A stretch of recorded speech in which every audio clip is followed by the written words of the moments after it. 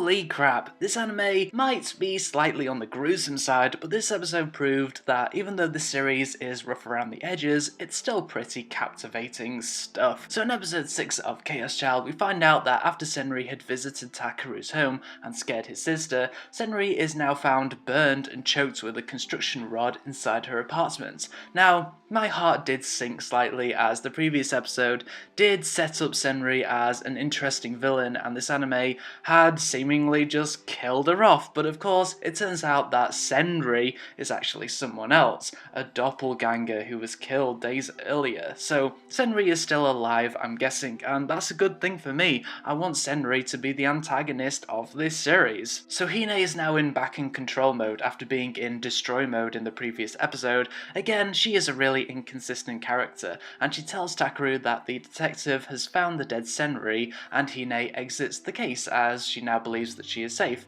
Takeru also considers leaving the case. Now, all of this had very little effect on me, as we all know what usually happens in the 6th episode of an anime. Something big happens. So after the blog which follows the return of the New Generation Madness posts a load of rubbish about the death of Senri's doppelganger, and also a photo of Nono with the actual Senri, the media randomly surround Nono's house.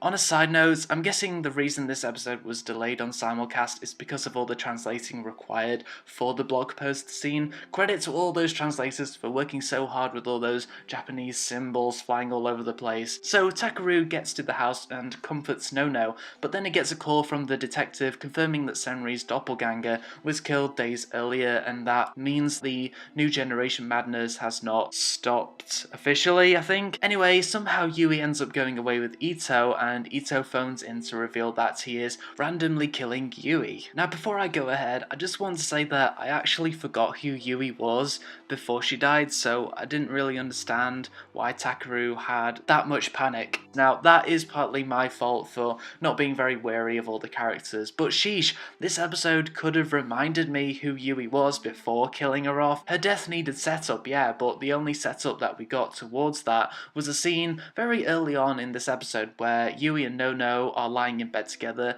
and unfortunately the subtitles never actually read Yui, so I totally forgot who the character was, damn it. And once more, even if the word Yui was in the subtitles, that bedroom scene was so distractingly full of hints of incest that the scene completely failed to set up Yui.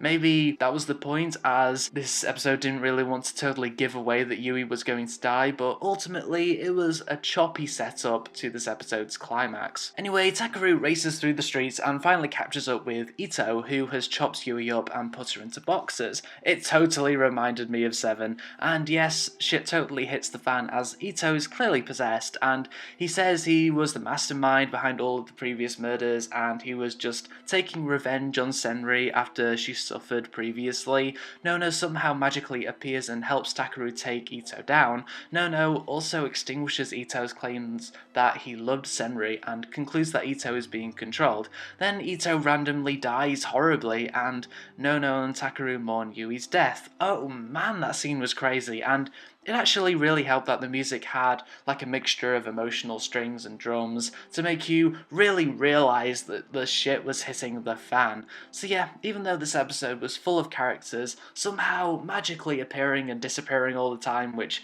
didn't really make a whole lot of sense to me, this episode was really engaging stuff. For once, it didn't get bogged down in all the shallow characterization, and it just focused heavily on the mystery and its development, and it worked.